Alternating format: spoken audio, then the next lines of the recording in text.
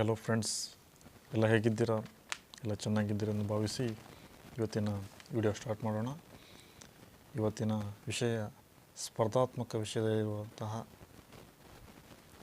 ಪಠ್ಯಕ್ರಮಗಳು ಮತ್ತು ಸ್ಪರ್ಧಾತ್ಮಕ ಪರೀಕ್ಷೆಗೆ ಹೇಗೆ ತಯಾರಿ ಮಾಡಬೇಕು, ಪರೀಕ್ಷಾ ಪೂರ್ವ ತಯಾರಿ ಹೇಗೆ, ಪರೀಕ್ಷಾ ದಿನದ ತಯಾರಿ ಹೇಗೆ ಎಂಬುದನ್ನು ಸಂಪೂರ್ಣವಾಗಿ ಒಂದೊಂದೇ ಅಧ್ಯಯನ ತಿಳಿಯುತ್ತಾ ಹೋಗೋಣ. ಸ್ಪರ್ಧಾತ್ಮಕ ಪರೀಕ್ಷೆಯು ಒಂದು ಸಮುದ್ರದಲ್ಲಿರುವಂತಹ ನೀರಿನ ಹಾಗೆ. ಪ್ರತಿಯೊಂದು ಹನಿಯನ್ನು ಕೂಡ ಎಣಿಸಿ ನಾವು ಸಮುದ್ರವನ್ನು ಸಂಪೂರ್ಣವಾಗಿ ಎಣಿಸಲು ಹೇಗೆ ಅಸಾಧ್ಯವೋ ಹಾಗೆ ಈ ಸ್ಪರ್ಧಾತ್ಮಕ ಪರೀಕ್ಷೆಯು ಕೂಡ ಹಾಗೆ. ವಿಷಯಗಳಿಗೆ ಹಾಗೂ ಪ್ರಶ್ನೆಗಳಿಗೆ ಇಲ್ಲಿ ಲಿಮಿಟ್ ಎಂಬುದೇ ಇಲ್ಲ.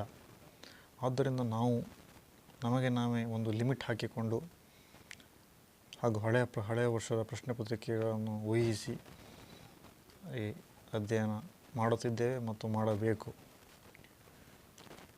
ಹಳೆಯ ಪ್ರಶ್ನೆ ಪತ್ರಿಕೆಗಳನ್ನು ಊಹಿಸಿ ಹಾಗೂ ನಾವು ಪ್ರಿಡಿಕ್ಟ್ ಮಾಡಿ ಈ ಸ್ಪರ್ಧಾತ್ಮಕ ಪರೀಕ್ಷೆಗೆ ತಯಾರಿ ಮಾಡಬೇಕು.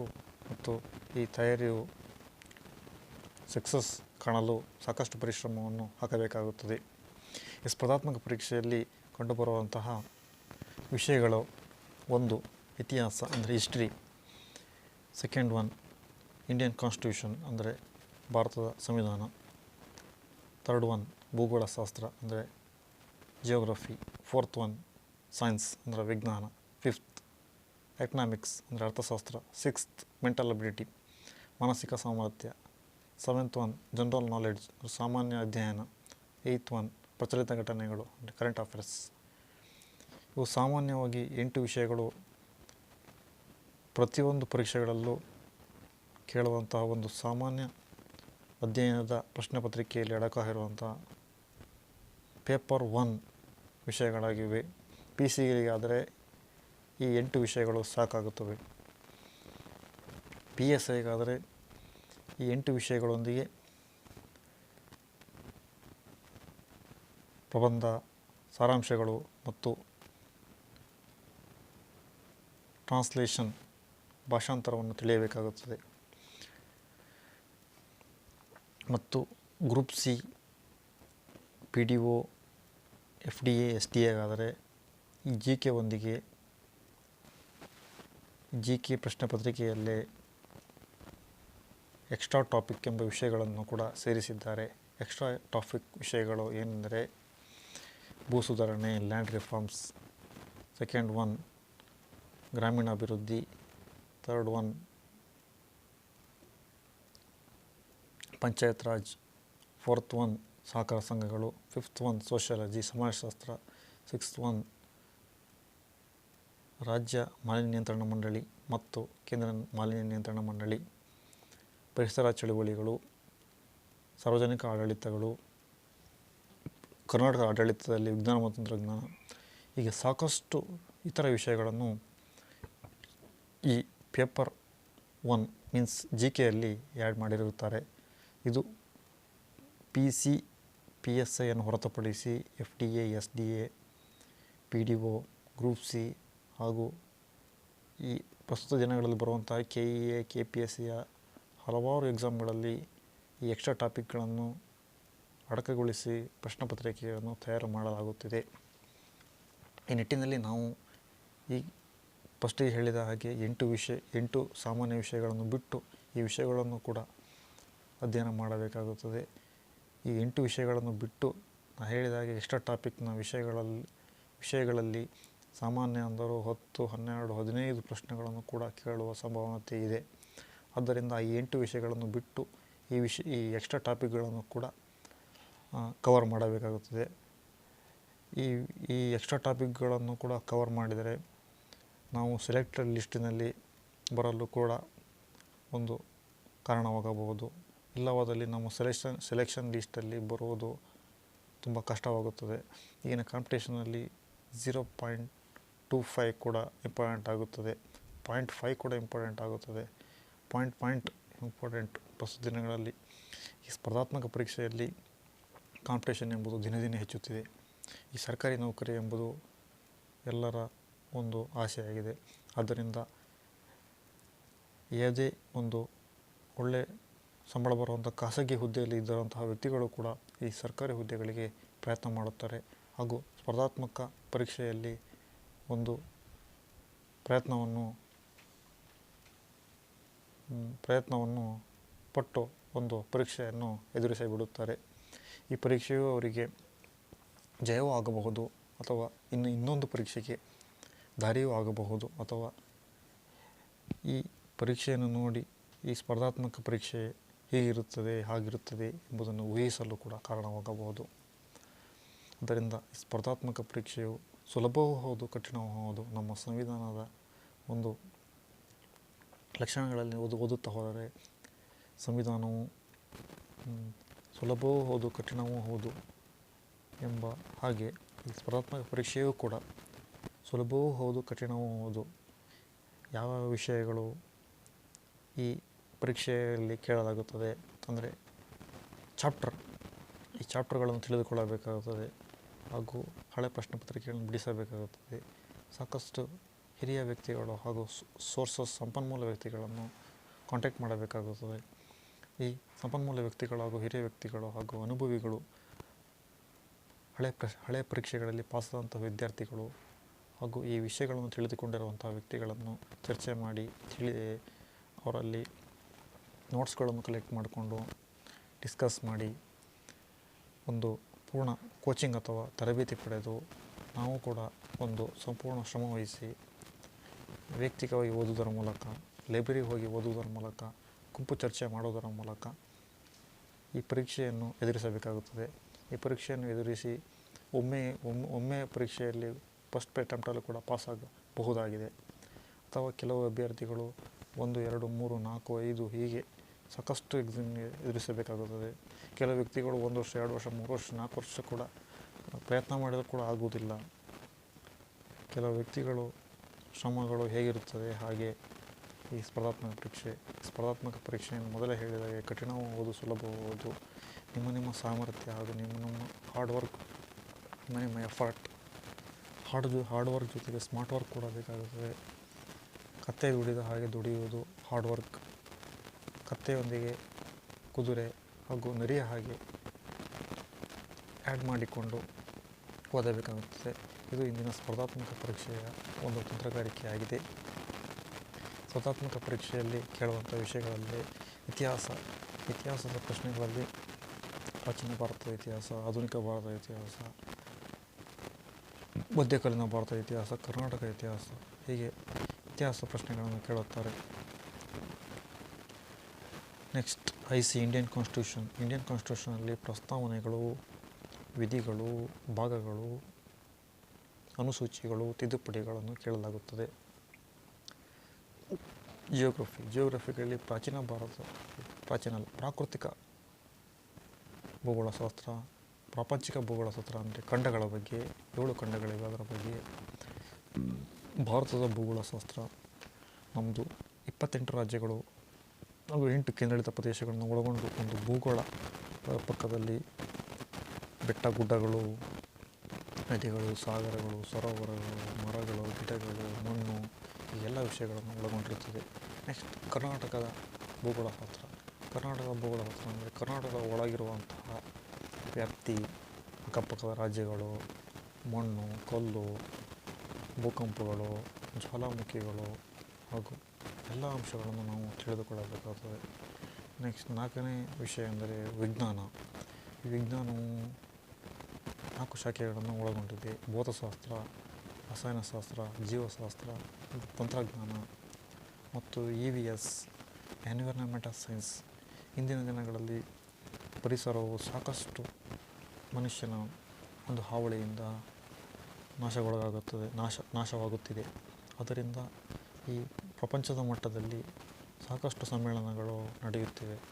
ಆದ್ದರಿಂದ ಇಂದಿನ ಸ್ಪರ್ಧಾತ್ಮಕ ಪರೀಕ್ಷೆಯಲ್ಲಿ EVS ಪ್ರಶ್ನೆಗಳು ಸಾಕಷ್ಟು ಬರುತ್ತಿವೆ. ಆ ದೃಷ್ಟಿಯಿಂದ ನಾವು ವಿಜ್ಞಾನದೊಂದಿಗೆ EVSನು ಕೂಡ ಸೇರಿಸಿಕೊಂಡು ಅಧ್ಯಯನ ಮಾಡಬೇಕಾಗುತ್ತದೆ. ನೆಕ್ಸ್ಟ್ ವಿಷಯ ಮಾನಸಿಕ ಸಾಮರ್ಥ್ಯ, ಮೆಂಟಲ್ ಎಬಿಲಿಟಿ. ನಮ್ಮ ಕನ್ನಡ ಮಾಧ್ಯಮ ವಿದ್ಯಾರ್ಥಿಗಳಿಗೆ ಹಾಗೂ ಆರ್ಟ್ಸ್ ಸ್ಟೂಡೆಂಟ್ಗಳಿಗೆ ಕಠಿಣವಾದ ವಿಷಯವೆಂದರೆ ಮಾನಸಿಕ ಸಾಮರ್ಥ್ಯ ಅಥವಾ ಮೆಂಟಲ್ ಎಬಿಲಿಟಿ. ಈ ನಿಟ್ಟಿನಲ್ಲಿ ನಾವು ದಿನನಿತ್ಯ 1/2 ಅವರ್ 1 ಅವರ್ ಈ ಮೆಂಟಲ್ ಎಬಿಲಿಟಿಗೆ ಸಮಯವನ್ನು ಮೀಸಲಿಟ್ಟು ದಿನನಿತ್ಯ ಅಧ್ಯಯನ ಮಾಡುತ್ತಾ ಬರಬೇಕಾಗುತ್ತದೆ. ಈ ದಿನನಿತ್ಯ ಅಧ್ಯಯನ ಮಾಡೋದರಿಂದ ನಮ್ಮ ಮೆಂಟಲ್ ಎಬಿಲಿಟಿ ಈ ಮಾನಸಿಕ ಸಾಮರ್ಥ್ಯದ ಪ್ರಶ್ನೆಗಳನ್ನು ಬಿಡಿಸುವ ಕೆಪಾಸಿಟಿ ಹೆಚ್ಚುತ್ತದೆ. ಹಾಗೂ ಹಳೆ ಪ್ರಶ್ನೆ ಪತ್ರಿಕೆಗಳಲ್ಲಿ ಕೇಳಿರುವಂಥ ಮೆಂಟಲ್ ಎಬಿಲಿಟಿಗಳನ್ನು ಬಿಡಿಸುತ್ತಾ ಹೋದ ಹಾಗೆ ನಮ್ಮ ಮೈಂಡ್ ಚುರುಕಾಗುತ್ತಾ ಹೋಗುತ್ತದೆ ಮತ್ತು ನಮಗೆ ಕಾನ್ಫಿಡೆನ್ಸ್ ಬರುತ್ತಾ ಹೋಗುತ್ತದೆ. ಆದ್ದರಿಂದ ಡೈಲಿ 1/2 ಅವರ್ 1 ಅವರ್ ಮೆಂಟಲ್ ಎಬಿಲಿಟಿಯನ್ನು ಬಿಡಿಸುತ್ತಾ ಬರಬೇಕಾಗುತ್ತದೆ. ನಮಗೆ ಕಠಿಣವಾದ ವಿಷಯವೆಂದರೆ ಮೆಂಟಲ್ ಎಬಿಲಿಟಿ. ಸಾಕಷ್ಟು ಹಳ್ಳಿಯ ಭಾಗದಿಂದ ಹಾಗೂ ಆರ್ಟ್ಸ್ ವಿದ್ಯಾರ್ಥಿಗಳು ನಾವು ಮೆಂಟಲ್ ಎಬಿಲಿಟಿ ಕಷ್ಟ ಎಂದು ಮೆಂಟಲ್ ಎಬಿಲಿಟಿ ವಿಷಯವನ್ನೇ ನಾವು ಪರಿಗಣನೆಗೆ ತೆಗೆದುಕೊಳ್ಳದೆ ಪರೀಕ್ಷೆಯಲ್ಲಿ ಫೇಲ್ ಆಗಲು ಕಾರಣರಾಗುತ್ತಿದ್ದೇವೆ. ಆದ್ದರಿಂದ ನಾವು ಮೆಂಟಲ್ ಎಬಿಲಿಟಿಯನ್ನು ಸುಲಭ ಎಂದು ಪರಿಗಣಿಸಿ ದಿನನಿತ್ಯ ಅಭ್ಯಾಸ ಮಾಡುತ್ತಾ ಬಂದರೆ ಈ ವಿಷಯವನ್ನು ಕೂಡ ನಾವು ಸಾಕಷ್ಟು ಪರಿಣಿತರಾಗಬಹುದೆಂದು ಈ ಸಮಯದಲ್ಲಿ ತಿಳಿಸಲು ಇಚ್ಛಿಸುತ್ತೇನೆ. Next, general knowledge. General knowledge ಎಂಬ ವಿಷಯವು ಸಾಗರ ಇದ್ದ ಹಾಗೆ. ಅದನ್ನು ಪೂರ್ಣ ಹಾಗೂ ಅದಕ್ಕೆ ಕೊನೆ ಎಂಬುದೇ ಇಲ್ಲ. ಆದ್ದರಿಂದ ನಾವು ದಿನನಿತ್ಯ ಕಂಡ, ಕೇಳಿದ ಹಾಗೂ ಹಳೆ ಪ್ರಶ್ನೆ ಪತ್ರಿಕೆಗಳಲ್ಲಿ ಬಂದ ಹಾಗೂ ಕೆಲವರಿಂದ ತಿಳಿದ ಹಾಗೂ ಸಾಮಾಜಿಕ ಮಾಧ್ಯಮಗಳಿಂದ social media, YouTube, Telegram, Instagram ಹಾಗೂ ಅಲ್ಲಿ ಇಲ್ಲಿ ಕಲೆ ಹಾಕಿದಂತಹ ಪ್ರಶ್ನೆಗಳಿಂದ ಆ ಸುತ್ತಮುತ್ತಲಿನ ವಿಷಯಗಳನ್ನು ನಾವು ಅಧ್ಯಯನ ಮಾಡಬೇಕಾಗುತ್ತದೆ. ಇದು ಜನರಲ್ ನಾಲೆಡ್ಜ್. ನೆಕ್ಸ್ಟ್, ಪ್ರಚಲಿತ ಘಟನೆಗಳು. ದಿನನಿತ್ಯ ನಡೆಯುವಂತಹ past, present and next future plans ಬಗ್ಗೆ ತಿಳಿಯುವುದೇ ಪ್ರಚಲಿತ ಘಟನೆಗಳು. ಈ ಪ್ರಚಲಿತ ಘಟನೆಗಳಲ್ಲಿ ರಾಷ್ಟ್ರಪತಿ, ಪ್ರಧಾನಮಂತ್ರಿ, ರಾಜ್ಯಪಾಲ, ಮುಖ್ಯಮಂತ್ರಿ ಹೀಗೆ ತಿದ್ದುಪಡಿಗಳು, ಸಾಕಷ್ಟು ಕಾರ್ಯಕ್ರಮಗಳು, ಹಳೆಯ ಕಾರ್ಯಕ್ರಮಗಳು, ಈಗ ನಡೆಯುವಂಥ ಕಾರ್ಯಕ್ರಮಗಳು, ಯೋಜನೆಗಳು, ಇಂಡೆಕ್ಸ್ಗಳು, ಸಮರಾಭ್ಯಾಸಗಳು, ವ್ಯಕ್ತಿಗಳ ಸಾವು, ಕ್ರೀಡಾ ಸಾಧನೆ, ಪ್ರಶಸ್ತಿಗಳು ಹಾಗೂ ಇನ್ನಿತರ ಸಾಕಷ್ಟು ಅಂಶಗಳನ್ನು ಪ್ರಚಲಿತ ಘಟನೆಗಳಲ್ಲಿ ಸೇರಿಸಿಕೊಂಡು ನೋಟ್ಸ್ ಮಾಡಿಕೊಂಡು ನ್ಯೂಸ್ ಪೇಪರ್ ಓದಿಕೊಂಡು ಹಾಗೂ ಟೆಲಿಗ್ರಾಮ್ ಕೆಲವೊಂದು ಸೋಷಿಯಲ್ ಮೀಡಿಯಾದಿಂದ ಉಪಯೋಗ ಪಡೆದುಕೊಂಡು ನಾವು ಈ ಕರೆಂಟ್ ಅಫೇರ್ಸನ್ನು ಪೂರ್ಣಗೊಳಿಸಬೇಕಾಗುತ್ತದೆ. ಹಾಗೂ ಕಂಪ್ಲೀಟ್ ಮಾಡಿಕೊಂಡು ನೋಟ್ಸ್ ಮಾಡಿಕೊಂಡು ತಲೆಯಲ್ಲಿ ಮಸ್ತಕದಲ್ಲಿ ಇಟ್ಟುಕೊಂಡು ಪುಸ್ತಕದಲ್ಲಿ ಬರೆದುಕೊಂಡು ಪರೀಕ್ಷೆಯಲ್ಲಿ ಕೇಳುವಂಥ ಪ್ರಶ್ನೆಗಳಿಗೆ ಉತ್ತರಿಸಲು ನಾವು ಶಕ್ತರಾಗಬೇಕಾಗುತ್ತದೆ. ಈ 8 ವಿಷಯಗಳು ಸಾಮಾನ್ಯವಾದ ಜನರಲ್ ನಾಲೆಡ್ಜ್ನಲ್ಲಿ ಆ್ಯಡ್ ಆಗಿರುವಂಥ ವಿಷಯಗಳಾಗಿವೆ. ನೆಕ್ಸ್ಟ್, ಎಕ್ಸ್ಟ್ರಾ ಟಾಪಿಕ್ಗಳಲ್ಲಿ ಭೂ ಸುಧಾರಣೆಗಳು, ಪಂಚಾಯತ್, ಗ್ರಾಮೀಣಾಭಿವೃದ್ಧಿ, ಸಮಾಜಶಾಸ್ತ್ರ, ಆಡಳಿತದಲ್ಲಿ ವಿಜ್ಞಾನ ಮತ್ತು ತಂತ್ರಜ್ಞಾನ, ಪೊಲ್ಯೂಷನ್ ಬೋರ್ಡ್, ಸಾರ್ವಜನಿಕ ಆಡಳಿತ ಮತ್ತು ಈ ಪರಿಸರ ಚಳವಳಿಗಳು, ಇವುಗಳೆಲ್ಲವನ್ನು ಈ ಎಕ್ಸ್ಟ್ರಾ ಟಾಪಿಕ್ಗಳಲ್ಲಿ ಆ್ಯಡ್ ಮಾಡಬೇಕಾಗುತ್ತದೆ. ನೆಕ್ಸ್ಟ್, ESI ಅಂದರೆ ಎಕ್ಸೈಸ್ ಸಬ್ ಇನ್ಸ್ಪೆಕ್ಟರ್ ಮತ್ತು PSIಗಳಿಗೆ ಪ್ರಬಂಧಗಳನ್ನು ದಿನನಿತ್ಯ ಬರೆದು ಅಭ್ಯಾಸ ಮಾಡಬೇಕಾಗುತ್ತದೆ. ಮತ್ತು ಭಾಷಾಂತರ ಅಂದರೆ English to Kannada, Kannada to English ಮತ್ತು ಪ್ರಿಸ್ಸೆ ಅಂದರೆ ಸಾರಾಂಶ ಬರೆಯುವಂಥದ್ದು. ಸಾರಾಂಶ ಒಂದು ಪೇಜ್ ಅಥವಾ 2 ಪೇಜುಗಳಲ್ಲಿ ಒಂದು ಕಥೆಯನ್ನು ಕೊಟ್ಟಿರುತ್ತಾರೆ ಅಥವಾ ಘಟನೆಗಳನ್ನು ನೀಡಿರುತ್ತಾರೆ. ಅದನ್ನು ಓದಿಕೊಂಡು ನಾವು 1/3 ಅಂದರೆ 100 ಪದಗಳನ್ನು ನೀಡಿದ್ದರೆ 33 ಪದಗಳನ್ನು ಬರುವ ಹಾಗೆ ಬರೆದು ಒಂದು ಶಾರ್ಟ್ ಆ್ಯಂಡ್ ಸ್ವೀಟಾಗಿ ಬರೆದು ಅದಕ್ಕೆ ಒಂದು ಟೈಟ್ಲ್ ನೀಡಬೇಕಾಗುತ್ತದೆ. ಇದೇ ಒಂದು ಪ್ರಿಸ್ಸೆ ಅಥವಾ ಸಾರಾಂಶಕ್ಕೆ ನೀಡುವ ಟೈಟ್ಲ್ ಆಗಿದೆ. ನೆಕ್ಸ್ಟ್, C ಗ್ರೂಪ್ ಅಥವಾ FTA, STA ಈ ಪ್ರಸ್ತುತ ಬರುವಂತಹ KPSC, KEಯಲ್ಲಿ ಬರುವಂಥ ಕಮ್ಯುನಿಕೇಷನ್ ಪೇಪರ್ಗಳಲ್ಲಿ Kannada, English, computer, Kannada grammar ಮತ್ತು ಸಾಹಿತ್ಯ ಚರಿತ್ರೆ ಅಂದರೆ ಕವಿ ಪರಿಚಯಗಳು, ಕವಿಗಳ ಬಗ್ಗೆ ಆಗಿರ್ಬೋದು, ಹಾಗೆ ಈ ರೀತಿ ಪ್ರಶಸ್ತಿಗಳು, ಈ ರೀತಿ ಕನ್ನಡಕ್ಕೆ ಸಂಬಂಧಿತ ಪ್ರಶ್ನೆಗಳು ಬರುತ್ತವೆ. ಇನ್ನು ನೆಕ್ಸ್ಟ್ ಇಂಗ್ಲೀಷ್ ಗ್ರಾಮರ್ನಲ್ಲಿ antonyms, synonyms, idioms and phrases, figure of speeches, prefix, suffix, articles, preposition, conjunction, direct indirect speech, passive voice and active voice, ಹೀಗೆ ಸಾಕಷ್ಟು ಗ್ರಾಮರ್ ವಿಷಯಗಳು ಈ ಜನರಲ್ ಇಂಗ್ಲೀಷ್ ಅಥವಾ ಇಂಗ್ಲೀಷ್ ಗ್ರಾಮರ್ ಎಂಬ ವಿಷಯದಲ್ಲಿ ಬರುತ್ತವೆ. ನೆಕ್ಸ್ಟ್ ಕಂಪ್ಯೂಟರ್ ಎಂಬುದು ಪ್ರಸ್ತುತ 21ನೇ ಶತಮಾನದಲ್ಲಿ ಆಳುತ್ತಿರುವಂತಹ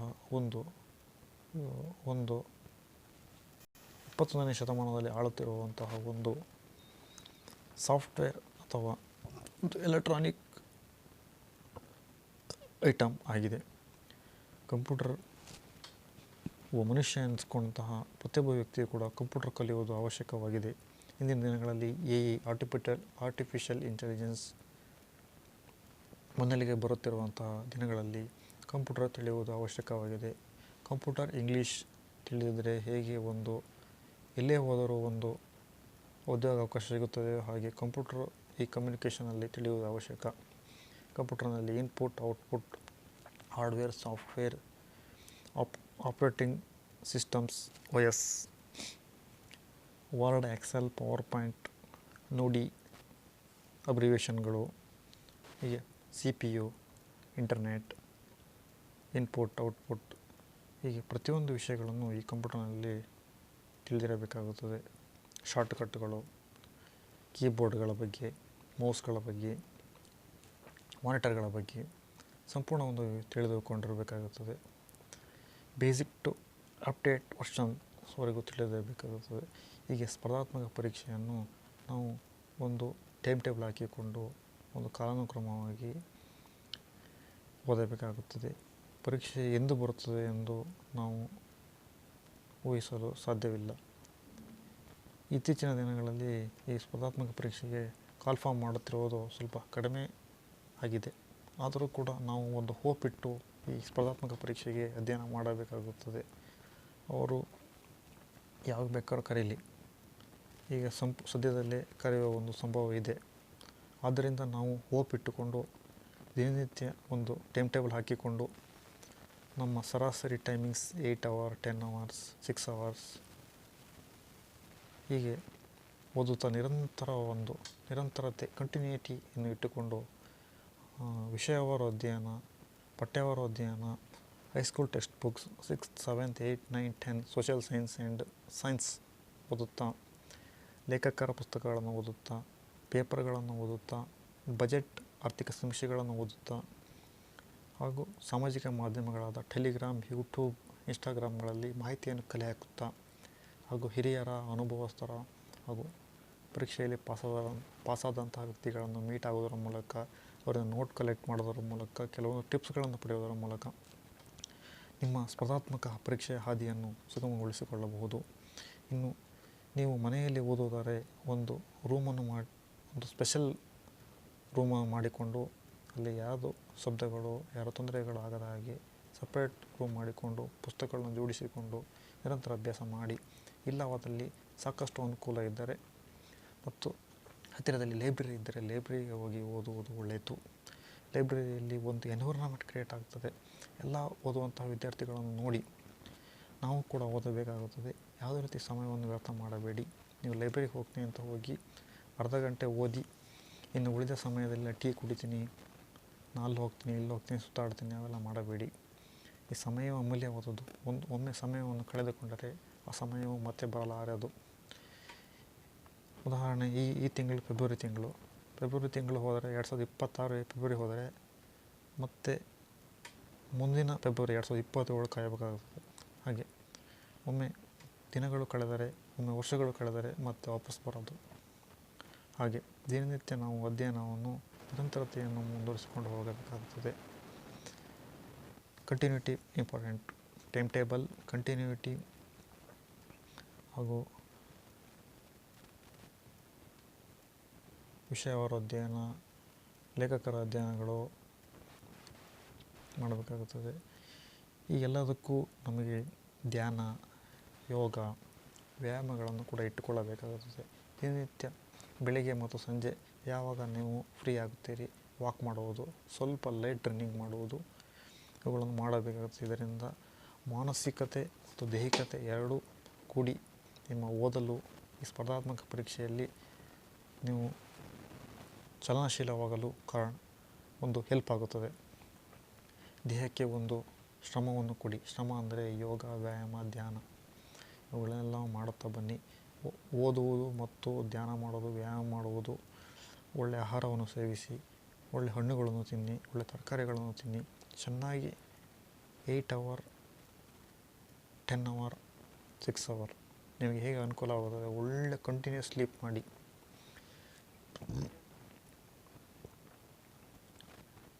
ಇಂದಿನ ಸ್ಪರ್ಧಾತ್ಮಕ ಪರೀಕ್ಷೆಯು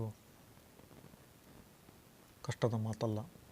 ಇಂದಿನ ಯುವಕರು ಮೊಬೈಲ್ನೆಂಬ ಒಂದು ಅಂಗೈ ಜಾಲದಲ್ಲಿ ಮುಳುಗಿ ಹೋಗಿದ್ದಾರೆ.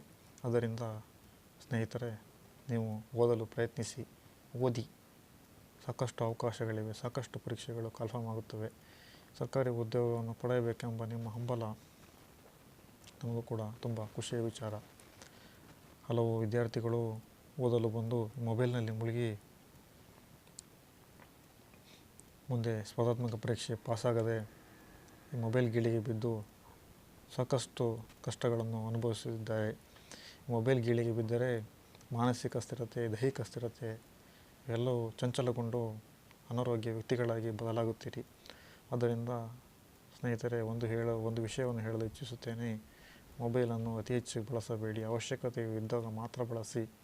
ಸ್ಪರ್ಧಾತ್ಮಕ ಪರೀಕ್ಷೆಯ ವಿದ್ಯಾರ್ಥಿಗಳಾದ ನೀವು ಅವಶ್ಯಕವಿದ್ದಾಗ ಮಾತ್ರ ಬಳಸಿ. ಓದುವಾಗ ಏನೇ ಡೌಟ್ ಬಂದರೂ ಒಂದು ನೋಟ್ ಪಾಯಿಂಟ್ ಬುಕ್ ಮಾಡಿಟ್ಟುಕೊಂಡು ಅದರಲ್ಲಿ ಬರೆದು ನಿಮಗೆ ಒಂದು ಸಮಯವನ್ನು ನಿಗದಿ ಮಾಡಿಟ್ಟುಕೊಂಡು ಆ ಸಮಯದಲ್ಲಿ ಮಾತ್ರ ಮೊಬೈಲನ್ನು ಬಳಸಿ ನಿಮಗೆ ಬೇಕಾದ ಮಾಹಿತಿಯನ್ನು ಪಡೆದುಕೊಳ್ಳಿ. ಪದೇ ಪದೇ ಮೊಬೈಲನ್ನು ಬಳಸಿ ನಿಮ್ಮ ಓದುವ ಸಮಯವನ್ನು ಕೂಡ ಹಾಳು ಮಾಡಿಕೊಳ್ಳಬೇಡಿ. ಆದ್ದರಿಂದ ನಾನು ಈ ವಿದ್ಯಾರ್ಥಿಗಳಿಗೆ ಟಿಪ್ಸ್ ನೀಡುವುದು ಏನೆಂದರೆ, ಒಳ್ಳೆಯ ನಿದ್ದೆ, ಒಳ್ಳೆಯ ಊಟ, ಸ್ಟಡಿ, ಸಾಕಷ್ಟು ಕ್ವಶನ್ ಪೇಪರ್ಗಳನ್ನು ಬಿಡಿಸಿ, ಹಳೆ ಕ್ವಶನ್ ಪೇಪರ್ಗಳನ್ನು ಬಿಡಿಸಿ, ಮಾಕ್ ಟೆಸ್ಟ್ಗಳನ್ನು ತೆಗೆದುಕೊಳ್ಳಿ, ಸೀನಿಯರ್ಗಳಿಂದ ಟಿಪ್ಸ್ ತೆಗೆದುಕೊಳ್ಳಿ. ಹೀಗೆ ಎಂಜಾಯ್ ಮಾಡುತ್ತಾ ಓದಿ. ಓದಬೇಕು ಎಂಬ ಚಿಂತೆಯಲ್ಲಿ ಓದಿದರೆ ನಿಮ್ಮ ಮನಸ್ಸು ಸದೃಢ ಹಾಗೂ ಸ್ಥಿರತೆ ಕಳೆದುಕೊಳ್ಳಬಹುದು. ಆದ್ದರಿಂದ ಮನೋರಂಜನೆ, ವ್ಯಾಯಾಮ, ಕ್ರೀಡೆ ಇದರೊಂದಿಗೆ ಓದು ಇರಬೇಕು. ಎಲ್ಲ ಸಮ್ಮಿಲನದಿಂದ ನಿಮ್ಮ ಓದು ಒಂದು ಉತ್ತಮವಾದ ಒಂದು ಶೇಪಿಗೆ ಬರಲು ಸಾಧ್ಯ. ಆದ್ದರಿಂದ ಇವೆಲ್ಲದನ್ನು ಇಟ್ಟುಕೊಂಡು ನೀವು ಓದಿ, ಜಯ ನಿಮ್ಮದಾಗುತ್ತದೆ. ಇಷ್ಟು ಹೇಳಿ ನನ್ನ ಈ ವಿಡಿಯೋ ಮುಗಿಸ್ತಿದ್ದೇನೆ.